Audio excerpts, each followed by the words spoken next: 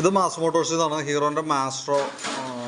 Petrol leak എന്ന് പറഞ്ഞിട്ടാണ് വന്നിരുന്നത്. പക്ഷേ നിലവിൽ നമ്മൾ ചെക്ക് ചെയ്യുമ്പോൾ പെട്രോൾ ലീക്ക് അല്ല മെയിനായിട്ട് കാണിക്കുന്നത്. അതിൻ്റെ കംപ്ലയിൻ്റ് എന്ന് പറഞ്ഞാൽ എഞ്ചിൻ ഹെഡിൻ്റെ സൈഡിൽ നിന്ന് ഗ്യാസ്കറ്റ് ലീക്കായിട്ട് ഓയിൽ പുറത്തേക്ക് വന്നിട്ടുണ്ട്. അപ്പോൾ ഓയിൽ ചാടണതാവാനാണ് സാധ്യത. കാരണം നമ്മൾ അതിക്ക് മുമ്പ് കഴിഞ്ഞ പ്രാവശ്യം വർക്കിന് കയറിയപ്പോൾ കാർബറേറ്റർ കഴിച്ച് ക്ലീൻ ചെയ്തതാണ് കേട്ടോ.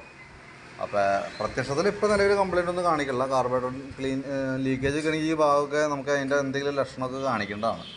ടാങ്കിൻ്റെ ഈ ഭാഗത്തായാലും വേറെ പറയത്തക്ക ലീക്കേജൊന്നും ആ ഭാഗത്തും കാണുന്നില്ല കേട്ടോ.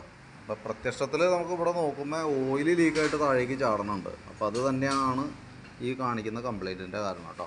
അപ്പോൾ നമുക്ക് അതിൻ്റെ ഹെഡിൻ്റെ ഉള്ളിലിടുന്ന ഈ ഹെഡ് കവറിൻ്റെ ഉള്ളിലുണ്ട് ഗ്യാസ്കറ്റും ഈ ബോൾട്ടിൻ്റെ ഉള്ളിൽ ഓരോ റബ്ബറുകളും വന്നിട്ടുണ്ട്. ആ രണ്ടായിട്ടും മാറ്റിയിട്ട് കഴിഞ്ഞാൽ കംപ്ലയിൻറ്റ് റെഡി ആയിക്കോളും. അതിനുശേഷം അതിൻ്റെ ഉള്ളിലൊക്കെ ഒന്ന് ക്ലീൻ ചെയ്തിടാം. വീണ്ടും റിപ്പീറ്റ് കംപ്ലയിൻറ്റ് കാണിക്കേണ്ടോ എന്ന് നോക്കാം. കാർബറേറ്ററിൻ്റെ പെട്രോൾ ഓവർഫ്ലോ വന്നുകൂടായിയൊന്നുമില്ല. അപ്പോൾ നമ്മൾ അയച്ച് ക്ലീൻ ചെയ്താന്ന് പറഞ്ഞാലും വന്നുകൂടായിയൊന്നുമില്ല. പക്ഷേ പ്രത്യക്ഷത്തിൽ ഇപ്പോഴത്തെ സ്റ്റേജിൽ നമുക്കത് കംപ്ലയിൻറ്റ് കാണുന്നില്ല കേട്ടോ. അപ്പോൾ ഞാൻ ഈ കാണിച്ചേക്കുന്ന കംപ്ലയിൻറ്റ് നമുക്ക് റെഡി ആക്കുന്നുണ്ട്. പിന്നെ അതേപോലെ തന്നെ ബാക്ക് വീലിൻ്റെ ബെയറിങ്ങിൻ്റെ കേസ് ചെക്കപ്പ് പറഞ്ഞിട്ടുണ്ടായിരുന്നു. നിലവിൽ വേറെ കുഴപ്പമൊന്നുമില്ല. ബ്രേക്കൊക്കെ ഒരല്പം കുറവും കാര്യങ്ങളൊക്കെ ഉണ്ടായിരുന്നു. അപ്പോൾ അതൊക്കെ നമ്മൾ ക്ലിയർ ചെയ്ത് റീസെറ്റ് ചെയ്യുന്നുണ്ട് കേട്ടോ. വേറെ വർക്കുകളായിട്ടൊന്നുമില്ല. ഈ രണ്ട് കേസാണ്, ബ്രേക്കിൻ്റെ കേസും ഈ പെട്രോൾ ഓവർഫ്ലോ ആണ് ലീക്ക് ആണെന്നാണ് പറഞ്ഞിരുന്നത്. ആ രണ്ട് കേസാണ് നമ്മൾ കൂട്ടത്തികളെ ചെയ്ത് വിടണം കേട്ടോ. ഓക്കെ.